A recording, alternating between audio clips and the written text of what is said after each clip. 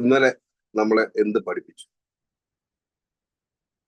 അതിനൊരു ആൻസർ ഉണ്ടെന്നുണ്ടെങ്കിൽ നമ്മൾ പുതിയതായിട്ട് എന്തെങ്കിലും കൂടി പഠിക്കാൻ ശ്രമിക്കുകയാണെന്നുണ്ടെങ്കിൽ എല്ലാ ദിവസത്തിനും പ്രത്യേകതകളുണ്ടാകും. അല്ലെങ്കിൽ എല്ലാ ദിവസത്തെയും പോലെ പ്രത്യേകിച്ച് ഒന്നും സംഭവിക്കാതെ നമ്മുടെ ലൈഫിൽ കടന്നു പോവുകയും ചെയ്യുന്നുണ്ട്. ഒരു ഓർഗനൈസേഷനെ സംബന്ധിച്ചിടത്തോളം അതിന്റെ ബാക്ക് ബോൺ എന്ന് പറയുന്നത് ആ ഓർഗനൈസേഷന്റെ മാൻ പവർ, എഫക്റ്റീവ് യൂട്ടിലൈസേഷൻ എന്ന് പറയുന്നതാണ് ഹയർ പ്രൊഡക്ടിവിറ്റിയിലേക്ക് നമ്മൾ നയിക്കുക. ഒരു ബെറ്റർ മോറൽ, ഒരു ലോങ് ടൈം ഗ്രോത്തിനൊക്കെ നമ്മളുടെ മാൻ പവറിനെ നമ്മൾ എങ്ങനെ യൂട്ടിലൈസ് ചെയ്യുന്നു എന്നതിനെ ആശ്രയിച്ചാണ് ഇരിക്കുന്നത്. മാൻ പവർ എന്നൊക്കെ പറയുന്ന സമയത്ത് തന്നെ നമ്മൾ ചിലപ്പോൾ ചിന്തിക്കുന്നത് ഓരോ ഓർഗനൈസേഷനുള്ള നമ്പേഴ്സിനായിരിക്കും. എത്ര നമ്പർ ഉണ്ട് എന്നുള്ളത് അത്ര വലിയ കാര്യമുള്ള കാര്യമൊന്നുമല്ല. ഉള്ള മാൻ പവർ നമ്മൾ എങ്ങനെ യൂട്ടിലൈസ് ചെയ്യും എന്നുള്ളതാണ്. എഫിഷ്യന്റ് ആയിട്ട് എഫക്റ്റീവ് ആയിട്ട് ഹ്യൂമൻ റിസോഴ്സസിനെ നമ്മൾ യൂട്ടിലൈസ് ചെയ്യുന്ന സമയത്ത് എന്താണ് ഓർഗനൈസേഷന്റെ ഒബ്ജക്റ്റീവ്, അത് അച്ചീവ് ചെയ്യാനായിട്ട് സാധ്യമാകുന്നുള്ളതാണ്. പക്ഷെ അത് എങ്ങനെ നമ്മൾ യൂട്ടിലൈസ് ചെയ്യുന്നുള്ളതെന്ന് പറയുന്നത് വളരെ ഇമ്പോർട്ടൻ്റ് ആണ്. ഇപ്പോ നമ്മള് പ്രൊഡക്ടിവിറ്റി മാക്സിമൈസ് ചെയ്യണമെന്നുണ്ടെങ്കിൽ നമ്മൾ എങ്ങനെയാണ് യൂട്ടിലൈസ് ചെയ്യുന്നതിനെ ആശ്രയിച്ചിരിക്കുന്നുണ്ട്. ഓരോരുത്തരുടെയും ജോബ് റോൾ കൃത്യമായിട്ട് ഡിഫൈൻ ചെയ്തിട്ടുണ്ടാവും. അവർക്ക് അതിനകത്തുള്ള സാറ്റിസ്ഫാക്ഷൻ ഇംപ്രൂവ് ചെയ്യണം. ഈ ഹ്യൂമൻ പൊട്ടൻഷ്യൽ വേസ്റ്റേജസ് ഒഴിവാക്കാൻ പറ്റും. നിങ്ങളത് ഏത് ഓർഗനൈസേഷൻ ആണെങ്കിലും ഇതിന്റെ ഒബ്ജക്റ്റീവ് എന്ന് പറയുന്നത്, മാൻ പവർ യൂട്ടിലൈസേഷന്റെ ഒബ്ജക്റ്റീവ് എന്ന് പറയുന്നത് ഈ പറഞ്ഞ കാര്യങ്ങൾ. നമുക്ക് വേണ്ടത് പ്രൊഡക്ടിവിറ്റി മാക്സിമൈസ് ചെയ്യാൻ പറ്റും. പ്രൊഡക്ടിവിറ്റി മാക്സിമൈസ് ചെയ്യണം പറ്റണമെന്നുണ്ടെങ്കിൽ ഒരു ഓർഗനൈസേഷൻ സംബന്ധിച്ചിടത്തോളം നിങ്ങളുടെ ഹ്യൂമൻ പൊട്ടൻഷ്യൽ ശരിയായ രീതിയിൽ യൂട്ടിലൈസ് ചെയ്യുക എന്നുള്ളതാണ്. അതിൽ ഏറ്റവും പ്രധാനപ്പെട്ട കാര്യം ഓരോരുത്തരും ജോബ് റോൾ കൃത്യമായിട്ട് ഡിഫൈൻ ചെയ്തിട്ടുണ്ടാവും. അതുപോലെ തന്നെ അതിൽ നിന്നുള്ള ഒരു സാറ്റിസ്ഫാക്ഷൻ, ജോബ് സാറ്റിസ്ഫാക്ഷൻ വളരെ കൃത്യമായിരിക്കണം. ഈ വേസ്റ്റേജസ് കുറയ്ക്കാൻ പറ്റും. ഈ മാൻ പവർ യൂട്ടിലൈസേഷൻ ശരിയായ രീതിയിൽ നടക്കണമെന്നുണ്ടെങ്കിൽ right job for the right person എന്നുള്ള ഇതാണ് ഏറ്റവും ഇമ്പോർട്ടൻറ്റ്. പലപ്പോഴും നമ്മൾ നോക്കിക്കഴിഞ്ഞാൽ right job for right person എന്ന് പറയുന്നത് ഒരിക്കലും സംഭവിക്കുന്നുണ്ടാവില്ല. പലപ്പോഴും wrong person for wrong job ആയിരിക്കും. അത് ഒരു ഓർഗനൈസേഷനിൽ റൺ ചെയ്യുന്ന സമയത്ത് അല്ലെങ്കിൽ പോകുന്ന സമയത്ത് ആ ലീഡർക്ക് അതിനുള്ള കപ്പാസിറ്റി ഉണ്ടാവും. ശരിയായിട്ടുള്ള ആൾക്കാരെ ശരിയായിട്ടുള്ള സ്ഥലത്ത് പ്ലേസ് ചെയ്യുക. റിക്രൂട്ട്മെന്റും പ്ലേസ്മെന്റും എന്ന് പറയുന്നത് അവരെ സ്കില്ല് മാച്ച് ചെയ്യുന്ന രീതിയിൽ നമുക്ക് ചെയ്യാൻ പറ്റും. അതിനുവേണ്ട ക്വാളിഫിക്കേഷൻ, അതിനുള്ള ഒരു ആറ്റിറ്റ്യൂഡ് അവർക്കുണ്ട്. ഇതെല്ലാം ഉണ്ടെന്നുള്ള ഉറപ്പുവരുത്തം. ഇല്ലെങ്കിൽ എന്താ സംഭവിക്കുന്നത് വെച്ചാൽ ശരിയായിട്ടുള്ള ആൾക്കാർ ശരിയായിട്ടുള്ള പ്ലേസ് വരുന്നുണ്ടാവില്ല. നിങ്ങൾ ഏത് ഓർഗനൈസേഷനിലാണ് വർക്ക് ചെയ്യണമെന്നുണ്ടെങ്കിൽ റിക്രൂട്ട്മെന്റ് എന്ന് പറയുന്നത് വളരെ ഇമ്പോർട്ടൻറ്റ്. മറന്നുപോകും. അത് ശരിയായിട്ടുള്ള ആൾക്കാർ ശരിയായിട്ടുള്ള സ്ഥലത്തിൽ വെക്കണം. ഇപ്പം പലപ്പോഴും നമ്മൾ നോക്കുന്ന ചില ഓർഗനൈസേഷനിൽ എഡ്യൂക്കേഷൻ ക്വാളിഫിക്കേഷൻ അത്ര വലിയ കാര്യമായിട്ട് എടുക്കാറില്ല. അവർ നോക്കുന്ന അവർക്ക് സ്കിൽ ഉണ്ടാകുന്നുള്ള മാത്രമാണ്. സർട്ടിഫിക്കറ്റ് ഒക്കെ ഓക്കെ, ജസ്റ്റ് ഒരു ഇതിനു വേണ്ടി മാത്രം ഉപയോഗിക്കും. പക്ഷെ അവർ നോക്കുന്നത് ഇവരുടെ ആറ്റിറ്റ്യൂഡ്. പലപ്പോഴും നമ്മൾ നോക്കിയാണെന്നുണ്ടെങ്കിൽ ഇപ്പോൾ അതൊന്നും അല്ല, വേറെ മറ്റു കാര്യങ്ങൾ എടുക്കാന്നുണ്ടെങ്കിൽ പോലും പണ്ടൊക്കെ വന്നിട്ട് എന്തെങ്കിലുമൊക്കെ കമ്പനികൾ ഒരു റിക്രൂട്ട്മെന്റ് ഒക്കെ നടത്തുന്ന സമയത്ത് അവർ ഏറ്റവും കൂടുതൽ നോക്കുന്നത് ഇവരുടെ സോഷ്യൽ മീഡിയ അപ്പിയറൻസ് ആയിരിക്കും. അവരെങ്ങനെ പ്രതികരിക്കുന്നു, എന്താണ് ഇവരുടെ രീതികൾ, ഇത്തരം കാര്യങ്ങളിലൂടെ. കാരണം അവര് ഇടുന്ന ഫോട്ടോസ് ഒക്കെയാണ് ശ്രദ്ധിക്കും. അപ്പൊ അവരൊരു ആറ്റിറ്റ്യൂഡൊക്കെ കിട്ടുന്നുണ്ടാവും. സ്കില്ലിന് വേണ്ടി വേറെ അത്തരത്തിലുള്ള കാര്യങ്ങളാണ് ചെയ്യുക. പലപ്പോഴും നമ്മൾ മുമ്പത്തെ കൺസെപ്റ്റ് ഒക്കെ മാറി. നമ്മൾ നോക്കിക്കൊണ്ടിരുന്നത് എന്താണെന്ന് വെച്ച് കഴിഞ്ഞാൽ എഡ്യൂക്കേഷൻ ക്വാളിഫിക്കേഷൻ ഒക്കെ ആണെന്നുണ്ടെങ്കിൽ എഡ്യൂക്കേഷൻ ക്വാളിഫിക്കേഷൻ വേണം, വേണ്ടാന്നൊന്നും അല്ല. പക്ഷെ പല ഓർഗനൈസേഷൻ നോക്കുന്നത് ഇവർക്ക് അതിനുള്ള സ്കിൽ ഉണ്ടോ എന്നുള്ളതാണ്. നമ്മൾ ശരിയായ രീതിയിൽ ഹ്യൂമൻ പൊട്ടൻഷ്യൽ നിങ്ങൾക്ക് പ്രയോജനപ്പെടുത്തണമെന്നുണ്ടെങ്കിൽ ഏറ്റവും പ്രധാനപ്പെട്ട കാര്യം എന്താണെന്ന് വെച്ച് കഴിഞ്ഞാൽ വർക്ക് പ്ലേസ് പ്ലാനിങ്. അത് വളരെ ഇമ്പോർട്ടൻ്റ് ആണ്.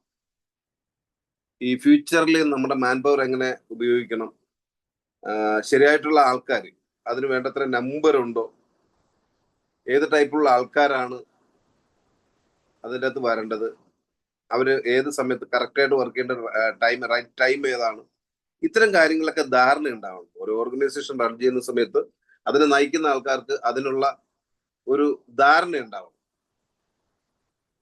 ഈ സ്കിൽ ഡെവലപ്പ് ചെയ്യാൻ ആവശ്യമായിട്ടുള്ള ട്രെയിനിങ്ങുകൾ നടക്കും. ഇപ്പൊ ഇത് ഏത് ഓർഗനൈസേഷൻ ആണെങ്കിലും അവിടെ എന്താണ് വേണ്ടതെന്ന് മനസ്സിലായ അവർക്ക് വേണ്ട ട്രെയിനിങ്ങുകൾ കൊടുക്കും. ഇപ്പൊ ഒരു എക്സാമ്പിൾ പറഞ്ഞാൽ, ഞാൻ വർക്ക് ചെയ്യുന്ന ഓർഗനൈസേഷനിലെ ഏറ്റവും പ്രധാനപ്പെട്ട ഇതെന്ന് പറയുന്നത് വർക്ക് ഓഫീസ് ഹോം ഓഫീസ് എന്ന് പറയുന്ന ഒരു സംവിധാനമുണ്ട്. ഇതില് പുതിയതായിട്ട് ഒരാൾ വന്നു കഴിഞ്ഞാൽ ഏറ്റവും പ്രധാനപ്പെട്ട കാര്യം ഈ വർക്ക് ഓഫീസ് ഹോം ഓഫീസിൽ വർക്ക് ചെയ്യാൻ ആവശ്യമായിട്ടുള്ള ട്രെയിനിങ്ങുകൾ നൽകുക എന്നുള്ളതാണ്. ഓർഗനൈസേഷനിൽ വരുന്ന ലീഡറെ സംബന്ധിച്ചിടത്തോളം അയാളുടെ ഏറ്റവും വലിയ ജോബ് എന്ന് പറയുന്നതും ഇത് തന്നെയാണ്. കാരണം ഈ വരുന്ന മുഴുവൻ ആൾക്കാർക്കും അതിനുള്ള ട്രെയിനിങ്ങുകൾ കിട്ടിയിട്ടുണ്ട്. പൂർണ്ണമായിട്ട് സ്വന്തമായിട്ട് ഓപ്പറേറ്റ് ചെയ്യാവുന്ന ലെവലിലേക്ക് അയാൾ എത്തിച്ചു എന്നുള്ളതാണ് ആദ്യം നമ്മൾ ചെയ്യേണ്ട കാര്യം. നമ്മുടെ ഓർഗനൈസേഷനിൽ എന്തെങ്കിലും നമുക്ക് ചെയ്യാനുണ്ടെന്നുണ്ടെങ്കിൽ ആദ്യം ചെയ്യണമെന്നുണ്ടെങ്കിൽ ബേസിക് ട്രെയിനിങ്ങുകൾ എല്ലാം കിട്ടി എന്നുള്ളത് ഉറപ്പുവരുത്തുകയും അത് അവർ കൃത്യമായിട്ട് ഓപ്പറേറ്റ് ചെയ്യുന്ന കൂടി നമ്മൾ ഉറപ്പുവരുത്തണം. ട്രെയിനിങ്ങുകളാണ് പെർഫോമൻസ് എൻഹാൻസ് ചെയ്യുന്നത്, ആൾക്കാരെ അപ്ഡേറ്റഡ് ആയിട്ട് നിലനിർത്തുന്നുണ്ടാവും. ഓരോ ടൂൾസും ടെക്നിക്സും എങ്ങനെ യൂസ് ചെയ്യണമെന്ന് മനസ്സിലാക്കേണ്ടത് വളരെ വളരെ ഇമ്പോർട്ടൻ്റ് ആണ്.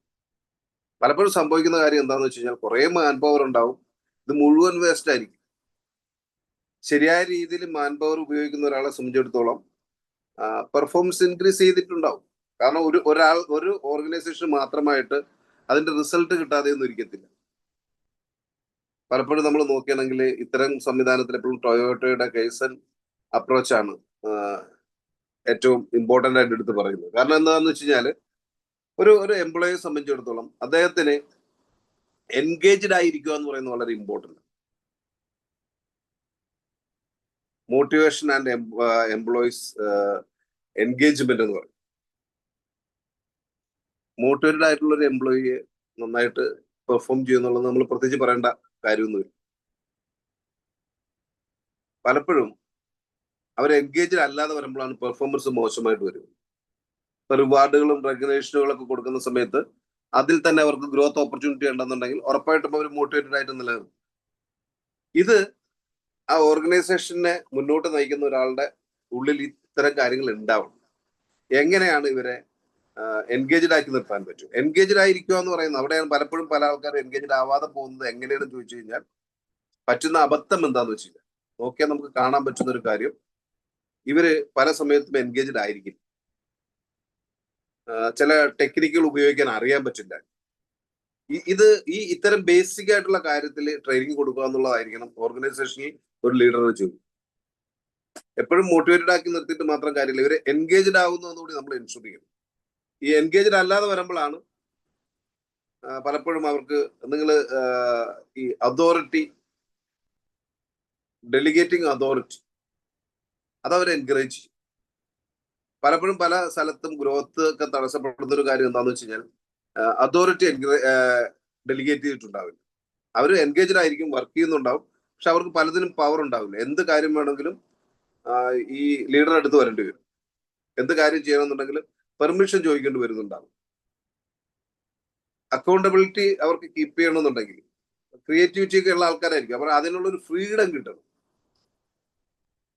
കൂട്ടത്തിൽ തന്നെയുള്ള ആൾക്കാരിൽ ലീഡർഷിപ്പ് ഉള്ള ആൾക്കാരുണ്ടെങ്കിൽ അവർക്ക് അതിനുള്ള പരിഗണന കൊടുക്കണം. എന്ന് വെച്ച് കഴിഞ്ഞാൽ അവർ അടുത്ത ലെവലിലേക്ക് കടത്തി വിടുന്നുണ്ടാവും. അങ്ങനെയാണ് മാൻ പവറിനെ ശരിയായ രീതിയിൽ ഉപയോഗിച്ചിട്ട് ഒരു ഓർഗനൈസേഷൻ ഗ്രോ ചെയ്യും. ഞാൻ ഈ പറയുന്നത് എല്ലാ സ്ഥലത്തും ആപ്ലിക്കബിൾ ആണ്, ഓർത്തോണം. ഒരു ഫാമിലി എന്ന് പറയുന്ന ഒരു ടീം, നിങ്ങളിപ്പോ വർക്ക് ചെയ്യുന്ന ബിസിനസ് ആണെങ്കിൽ അത് എവിടെയാണെങ്കിലും ഇത് വർക്ക് ചെയ്യും. കാരണം ഒരു ഫാമിലി എന്ന് പറയുന്ന ഒരു ഓർഗനൈസേഷൻ എന്ന് തന്നെ കണക്ക് കൂട്ടിയാൽ അവിടെ എല്ലാവരുടെയും റോള് കൃത്യമായിട്ട് ഡിഫൈൻ ചെയ്തിട്ടില്ല, അവരൊന്നും എൻഗേജ്ഡ് ആവുന്നില്ല എന്നുണ്ടെങ്കിൽ അതൊരിക്കലും ഒരു ഫാമിലി ആവില്ല. ഡിഫൈൻ ചെയ്യണം, ഓരോരുത്തരുടെയും റോൾ വളരെ കൃത്യമായിട്ട് ഡിഫൈൻ ചെയ്തിട്ടുണ്ടാവും. ഇത് ഓർഗനൈസേഷനിൽ മാത്രമല്ല നമുക്ക് എവിടെ വേണേലും അപ്ലൈ ചെയ്യാവുന്ന ഒരു കാര്യമാണ്. ടൈം മാനേജ്മെന്റും പ്രൊഡക്ടിവിറ്റിയുമായിട്ട് വളരെ കണക്റ്റഡ് ആണ്. ടൈം അലോക്കേഷൻ, ടൈം മാനേജ്മെന്റ് എന്ന് പറയുന്നതൊക്കെ നല്ലത്, കുറച്ചുകൂടി നല്ലത് ടൈം അലോക്കേഷൻ എന്ന് പറയുന്നത് സ്ട്രെസ് കുറയ്ക്കാൻ പറ്റും. പലപ്പോഴും സംഭവിക്കുന്ന കാര്യം എന്ന് വെച്ച് കഴിഞ്ഞാൽ ഒരു ദിവസം 24 മണിക്കൂർ എല്ലാവർക്കും ഉള്ളൂ. ഈ സമയത്ത് ചെയ്യേണ്ട കാര്യങ്ങൾ കൃത്യമായിട്ട് ചെയ്യില്ല. കാരണം ഇന്ന സമയത്ത് ചെയ്യേണ്ടത് എന്നതിനെ കുറിച്ചിട്ട് നമുക്ക് നല്ല ധാരണയില്ല എന്നുണ്ടെങ്കിൽ നമ്മൾ എന്തെങ്കിലുമൊക്കെ ചെയ്ത് സമയം കഴിക്കും. അവസാനം ഒരു ദിവസം അവസാനിക്കുന്ന സമയത്ത് ഭയങ്കര സ്ട്രെസ്സിലേക്ക് വരും.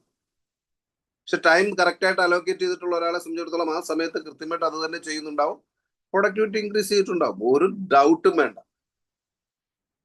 പ്രയോറിറ്റൈസേഷൻ എന്ന് പറയുന്നത് വളരെ ഇമ്പോർട്ടൻ്റ് ആണ്. ചില കാര്യങ്ങൾ സിസ്റ്റത്തിൽ കൊണ്ടുപോയി ഷെഡ്യൂൾ ചെയ്ത് വെക്കാൻ പറ്റും, ചില റിമൈൻഡറുകൾ നമുക്ക് വെക്കാൻ പറ്റും. ഇന്ന് എല്ലാവരും മൊബൈല് കൃത്യമായിട്ട് യൂസ് ചെയ്യുന്ന ആൾക്കാരാണ്. റിമൈൻഡറുകൾ കറക്റ്റായിട്ട് വർക്ക് ചെയ്യിച്ചിട്ട് ചില അപ്പോയിന്റ്മെന്റുകൾ കൃത്യസമയത്ത് തന്നെ ചെയ്യാൻ പറ്റും. ചില സമയത്ത് ചില അപ്പോയിന്റ്മെന്റുകളൊക്കെ നഷ്ടപ്പെട്ട് കഴിഞ്ഞാൽ പിന്നെ അത് ഒരിക്കലും കിട്ടുന്നുണ്ടാവില്ല. ഇതൊക്കെ കൃത്യമായിട്ട് നമുക്ക് മാനേജ് ചെയ്തെടുക്കാൻ പറ്റും. മാൻ പവർ ഉണ്ടായിട്ട് മാത്രം കാര്യമൊന്നുമില്ല. ആ മാൻ പവറിനെ നമുക്ക് എങ്ങനെ ശരിയായ രീതിയിൽ പ്രയോജനപ്പെടുത്താം എന്നുള്ളതാണ്. ഈ സ്ട്രെങ്ത് ഐഡന്റിഫൈ ചെയ്യണം. നിങ്ങളുടെ മാൻ പവറിന്റെ സ്ട്രെങ്ത് ഐഡന്റിഫൈ ചെയ്യണം. അതുപോലെ തന്നെ വീക്ക്നെസ് നമുക്ക് മനസ്സിലാവണം. ട്രെയിനിങ് വേണ്ട സമയത്ത് ട്രെയിനിങ് കൊടുക്കണം. അല്ലാതെ നമുക്ക് വളരെ പെട്ടെന്നൊന്നും മാറ്റങ്ങൾ ഉണ്ടാക്കാൻ പറ്റില്ല. അവരെ ഒരു നിങ്ങളുടെ ഒരു എംപ്ലോയിയുടെ അല്ലെങ്കിൽ നിങ്ങളുടെ കൂട്ടത്തിൽ വർക്ക് ചെയ്യുന്ന ഒരാളുടെ ഏറ്റവും വീക്കായിട്ടുള്ള ഏരിയയിൽ പോയിട്ട് അയാളെ ഭയങ്കരമായിട്ട് നിങ്ങൾ എത്ര പ്രഷർ ചെയ്താലും അയാൾക്ക് കൊണ്ടുവരാൻ പറ്റുന്ന ഒരു പ്രൊഡക്ടിവിറ്റി ഉണ്ട്. അവരുടെ സ്ട്രെങ്ത് എന്താണെന്ന് മനസ്സിലാക്കിയും ആ സ്ട്രെങ്തിനെ സ്ട്രെങ്തൻ ചെയ്യണമെന്നുണ്ടെങ്കിൽ നല്ല പ്രൊഡക്ടിവിറ്റി കിട്ടും. റെഗുലർ ആയിട്ട് ഫീഡ്ബാക്കുകൾ എടുക്കും. കണ്ടിന്യൂസ് ആയിട്ട് ഇമ്പ്രൂവ്മെന്റ് പ്ലാൻ ചെയ്യുന്നുണ്ടെങ്കിൽ റെഗുലർ ഫീഡ്ബാക്ക് ഉണ്ടാവും.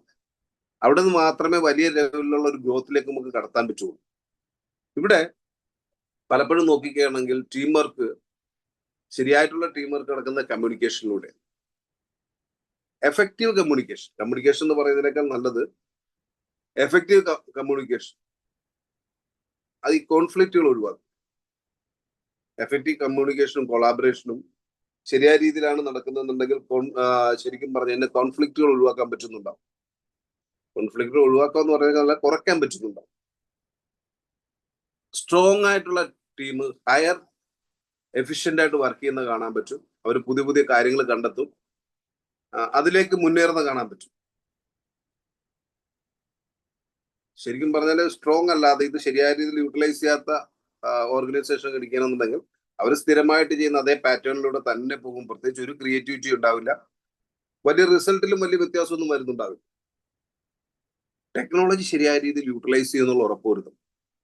കാരണം ഇപ്പോഴും ഇരുന്നിട്ട് കലണ്ടറിൽ എഴുതി കുറിച്ചു വെച്ച് നോക്കി ചെയ്യുന്നതിന് പകരം ഇതൊക്കെ റിമൈൻഡറുകളായിട്ട് ഉപയോഗിക്കാൻ ഫോണിലൊക്കെ ഉപയോഗിക്കാനുള്ള നല്ല സംവിധാനങ്ങളൊക്കെ ഇപ്പോൾ ഉണ്ട്. അത് പേടിച്ചിട്ട് ഉപയോഗിക്കാതിരിക്കുന്ന ആൾക്കാരുണ്ടാവും. അവരത് ട്രെയിനിങ്ങിലൂടെ അത് പഠിപ്പിച്ചു കൊടുക്കും. നിങ്ങളുടെ കൂട്ടത്തിലുള്ള ഒരാൾക്ക് എന്താണ് വേണ്ടതെന്നുള്ളത് മനസ്സിലാക്കുകയും അവർക്ക് വേണ്ട ട്രെയിനിങ്ങുകൾ വേണ്ട സമയത്ത് കൊടുക്കുകയും അത് അവർ ചെയ്യുന്നതിൽ ഉറപ്പുവരുത്തുകയും ചെയ്യുന്ന സമയത്ത് ഇപ്പോഴത്തെ കാലത്തിനനുസരിച്ചിട്ട് പോകുന്ന ഒരു ഓർഗനൈസേഷൻ ആണ് നിങ്ങളെന്നുണ്ടെങ്കിൽ ഉറപ്പായിട്ടും അതിൽ സക്സസ്ഫുൾ ആവുന്നുണ്ടാവും. ഹ്യൂമൻ പെർഫോമൻസ് എൻഹാൻസ് ചെയ്യുക എന്നുള്ളതാണ് ഏറ്റവും ഇമ്പോർട്ടൻ്റ് ആയിട്ടുള്ള കാര്യം.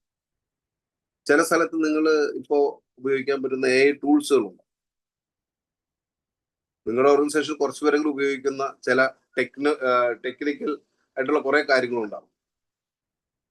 ഈ മാൻ പവർ യൂട്ടിലൈസേഷനിലെ ഏറ്റവും വലിയ ചലഞ്ച് എന്താണെന്ന് വെച്ച് കഴിഞ്ഞാൽ സ്കിൽ മിസ്മാച്ചാണ്. മറന്നുപോകും. ഒരാൾക്ക് ഇല്ലാത്തൊരു സ്കില്ല്, ആ സ്കില്ല് ഒരു വിധത്തിലും ആൾക്ക് കിട്ടത്തില്ല എന്ന് ഉറപ്പുള്ള ഒരാളെ കൊണ്ടിട്ട് അത് തന്നെ ചെയ്യാൻ വേണ്ടി നമ്മൾ പ്രേരിപ്പിച്ചിട്ട് കാര്യമില്ല. കൃത്യമായിട്ട് ആ സ്കിൽ മിസ്മാച്ചസ് ഇല്ല എന്നുള്ള ഉറപ്പുവരുത്തണം. പിന്നെ യാതൊരു തരത്തിലും മോട്ടിവേഷൻ ഇല്ലാതിരിക്കുന്ന ആൾക്കാരുണ്ട്. നോക്കണം അവരെ അതിലേക്ക് ഇൻസ്പയർ ചെയ്യാൻ പറ്റുന്നുണ്ടോ, അല്ല അതിന് പറ്റുന്ന ആൾക്കാരല്ലെങ്കിൽ അത് റീപ്ലേസ് ചെയ്യണം. മോട്ടിവേഷൻ ഇല്ലാതെ ഒരു ഓർഗനൈസേഷൻ അതിൻ്റെ അകത്തേക്ക് മൂവ് ചെയ്യാൻ പറ്റുന്നുണ്ടാവില്ല. ചില പൂർ ലീഡർഷിപ്പുകളുണ്ടാവും. അപ്പൊ നിങ്ങളുടെ ഓർഗനൈസേഷൻ പൂർണ്ണമായിട്ട് ഇല്ലാതാക്കാൻ പൂർ ലീഡർഷിപ്പ് ഉള്ള ആൾക്കാരാണ് നിങ്ങളുടെ ടീമിനെ നയിക്കുന്നതെന്നുണ്ടെങ്കിൽ ആ ടീം ഗ്രോ ചെയ്യത്തൊന്നുമില്ല. അവിടെ ഒന്ന് റീപ്ലേസ് ചെയ്യണം. ഇമോഷണൽ ആയിട്ടുള്ള സാധനങ്ങൾ ഓർഗനൈസേഷൻ തിങ്കിങ്ങിൽ വർക്ക് ചെയ്യുന്നുണ്ടാവില്ല. ഈ റെസിസ്റ്റൻസ് ടു ചേഞ്ച്, ഇതൊക്കെ ശരിക്കും പറഞ്ഞു കഴിഞ്ഞാൽ മാൻ പവർ യൂട്ടിലൈസേഷന്റെ ഏറ്റവും വലിയ ചലഞ്ചാണ്. ഒരു കാരണവശാലും മാറത്തില്ല എന്നുള്ള ആൾക്കാരെ സംബന്ധിച്ചിടത്തോളം അവരിലൂടെ ഒരു ഓർഗനൈസേഷൻ കൊണ്ടുപോകാൻ പറ്റത്തില്ല. ഇതിനെ നമുക്കൊന്ന് ഓവർകം ചെയ്യാൻ പറ്റും. ശരിക്കും പറഞ്ഞു കഴിഞ്ഞാൽ ഇത്തരം കേസിലെല്ലാം തന്നെ നമുക്ക് ഒരു കേസ് സ്റ്റഡി അടിക്കുകയാണെന്നുണ്ടെങ്കിൽ ടൊയോട്ടയാണ് ഈ മാനുഫാക്ചറിംഗിൽ ജസ്റ്റ് ഓൺ ടൈമിൽ കാര്യങ്ങൾ ചെയ്തിട്ടുള്ള പല കേസ് സ്റ്റഡീസ് എടുത്തു കഴിഞ്ഞാൽ അത് ടൊയോട്ട എന്നുള്ളതാണ് നമുക്ക് കാണാൻ പറ്റും. ഇത് നമുക്ക് എങ്ങനെ ഇത് സ്ട്രാറ്റജി യൂട്ടിലൈസേഷൻ എങ്ങനെ ശരിയായ രീതിയിൽ ചെയ്യാൻ പറ്റുന്നുണ്ട്? അതിനുള്ള ഏറ്റവും എളുപ്പ വഴി എന്ന് പറയുന്നത് റെഗുലർ ആയിട്ട് സ്കിൽ അസസ് ചെയ്യുക എന്നുള്ളതാണ്. Regular skill assessment. ഒരു ഓർഗനൈസേഷൻ വളരെ സ്മൂത്ത് ആയിട്ട് പോകുന്ന സമയത്ത് ബേസിക് ആയിട്ടുള്ള ചില കാര്യങ്ങൾ നമ്മൾ മറന്നുപോകും. സംഭവിക്കുന്ന ഒരു കാര്യം എന്താണെന്ന് വെച്ച് കഴിഞ്ഞാൽ എവിടെയെങ്കിലും ചെന്ന് സ്റ്റക്ക് ആകുമ്പോഴാണ് പിന്നെ നമ്മൾ ഇതിനെക്കുറിച്ച് ആലോചിക്കുക. അപ്പൊ നിങ്ങൾക്ക് ചെയ്യാനുള്ള സമയം വളരെ കുറവായിരിക്കും.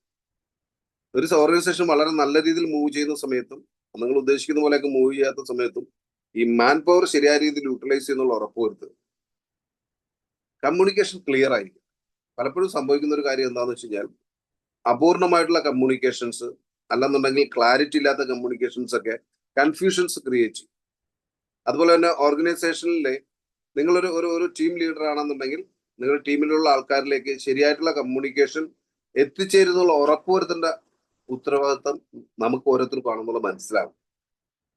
നിങ്ങളൊരു കമ്മ്യൂണിക്കേഷൻ കൊടുത്തു, ആ കമ്മ്യൂണിക്കേഷൻ നിങ്ങളുടെ ടീം ലീഡർ നിങ്ങളുടെ ടീമിലേക്ക് കൊടുക്കുന്ന സമയത്ത് ശരിയായ രീതിയിൽ അത് കമ്മ്യൂണിക്കേറ്റ് ചെയ്യപ്പെട്ടിട്ടില്ല എന്നുണ്ടെങ്കിൽ പ്രൊഡക്ടിവിറ്റി അത് ബാധിക്കുന്നുണ്ടാവും. ഈ പുതുതായിട്ട് ആരെങ്കിലും എന്തെങ്കിലും ഒരു ഇന്നോവേഷൻ നടത്തുകയാണെങ്കിൽ അത് റിവാർഡ് ചെയ്യും, അതിനെ റെക്കഗ്നൈസ് ചെയ്യും. എങ്കിലാണ് അത്തരത്തിലുള്ള ആൾക്കാർക്ക് വീണ്ടും അത്തരം കാര്യങ്ങൾ ചെയ്യാൻ തോന്നുക. കണ്ടിന്യൂസ് ആയിട്ട് ഇംപ്രൂവ്മെന്റ്സുകളെ നമ്മൾ മോണിറ്റർ ചെയ്യണം. ഇംപ്രൂവ്മെന്റ്സ് ഉണ്ടായിട്ടുണ്ടെന്നുള്ളത് അറിയണ്ടേ, അത് നമ്മൾ കണ്ടിന്യൂസ് ആയിട്ട് മോണിറ്റർ ചെയ്യുന്നുണ്ടാവും. ഒരു പ്രത്യേക സമയം കണ്ടെത്തുക, ആ സമയത്തുള്ള ഇംപ്രൂവ്മെന്റ് ചെക്കിംഗ് എന്ന് പറയുന്നത് വളരെ ഇമ്പോർട്ടൻ്റ് ആണ്. ഈ മാൻ പവർ എന്ന് പറയുന്നത് ക്രിട്ടിക്കൽ റിസോഴ്സസ് ആണെന്നുള്ള മറന്നു പോകുന്നു. എഫക്റ്റീവ് യൂട്ടിലൈസേഷൻ, അതാണ് ഒരു ഓർഗനൈസേഷൻ സക്സസ് എന്ന് പറയുന്നത്. അത് തന്നെയാണ് എംപ്ലോയീസിന്റെ സാറ്റിസ്ഫാക്ഷൻ. മറന്നുപോകുന്നത്. ഇത് റെഗുലർ ആയിട്ട് ശരിയായ രീതിയിൽ പ്രയോജനപ്പെടുത്തുക. അങ്ങനെ വരുന്ന സമയത്ത് നമുക്ക് ഏത് ലെവലിലും മാൻ പവർ ആണ് ബാക്ക് ബോൺ എന്നുള്ള തിരിച്ചറിയും. ഇവിടെ വലിയ ലെവലിലേക്ക് നമുക്ക് ഒരു ഓർഗനൈസേഷൻ കൊണ്ട് എത്തിക്കാൻ പറ്റുമെന്നുള്ളതാണ് ഏറ്റവും പ്രധാനപ്പെട്ട കാര്യം.